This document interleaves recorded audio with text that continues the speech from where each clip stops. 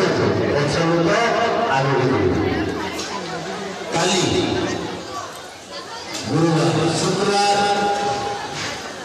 ଯୋଗ ଆମର ଭସାଣି ହେଇପାରିବନି। ପାଖରେ ଅଛନ୍ତି ସେମାନେ ମା ଭାଇମାନେ ଅଛନ୍ତି ଆଗରେ, ସେ ଆଗରେ ତ ମା ମାନେ ପଛକୁ ଆସନ୍ତୁ, ଭାଇମାନେ ମା ମାନେ ଆଗକୁ ଯାଆନ୍ତୁ।